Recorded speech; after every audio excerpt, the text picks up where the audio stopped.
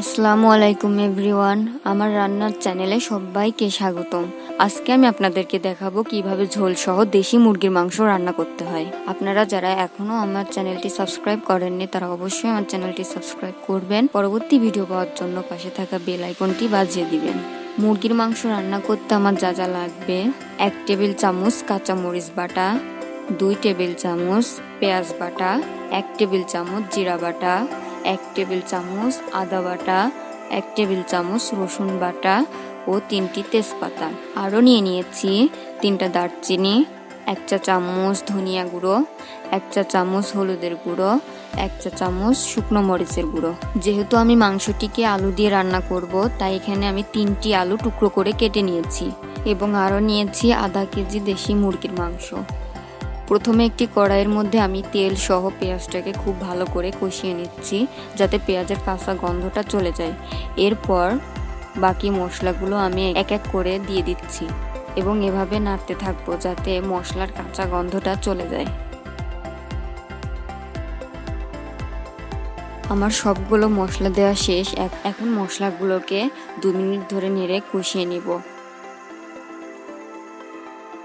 2 minute কষানো হয়ে গেছে। এর মধ্যে দিয়ে দিচ্ছি হালকা পরিমাণ গরম পানি। পানিটিকে দিয়ে আবার মশলাগুলোকে খুব ভালো করে নেড়ে চেড়ে নিব। এরপর দিয়ে দিচ্ছি 1 টেবিল চামচ লবণ। লবণটি দিয়ে আবার মশলাটিকে ভালো করে নেড়ে চেড়ে কষিয়ে নিচ্ছি। আমার মশলাটা কষানো হয়ে গেছে, তাই এর মধ্যে দিয়ে দিচ্ছি মুরগির মাংস। মাংসটিকে এখন ভালো করে নেড়ে চেড়ে মশলার সাথে মিশিয়ে নিব। এরপর এর মধ্যে দিয়ে দিচ্ছি টুকরো করে কেটে রাখা আলু। এবার আলু সহ মাংসটাকে খুব ভালো করে কষিয়ে নিব।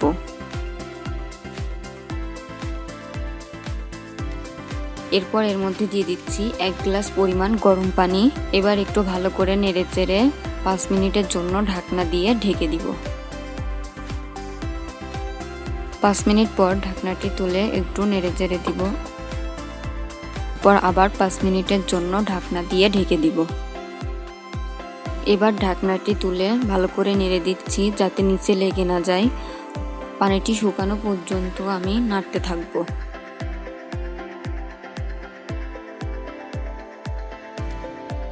পানিটি শুকিয়ে গেলে এর মধ্যে দিয়ে দিচ্ছি 1 গ্লাস পরিমাণ গরম পানি। এরপর একটু নেড়ে দিয়ে 2 মিনিটের জন্য ঢাকনা দিয়ে ঢেকে দিব। ঢাকনাটি তুলে একটু নেড়ে চেড়ে এর মধ্যে দিয়ে দিব 1 চা চামচ গরম মশলার গুঁড়ো। গরম মশলার গুঁড়োটাকে ভালো করে নেড়ে মিশিয়ে নেব। রান্নার শেষের দিকে আপনারা দেখবেন যে লবণটা ঠিকঠাক হয়েছে কিনা। ব্যাস, এভাবে হয়ে গেল আমাদের আজকের রেসিপি ঝোল সহ দেশি মুরগি রান্না। এই ভিডিওটি শেষ পর্যন্ত দেখার জন্য ধন্যবাদ। ভালো লাগলে লাইক দিবেন, শেয়ার করবেন এবং সাবস্ক্রাইব করতে ভুলবেন না।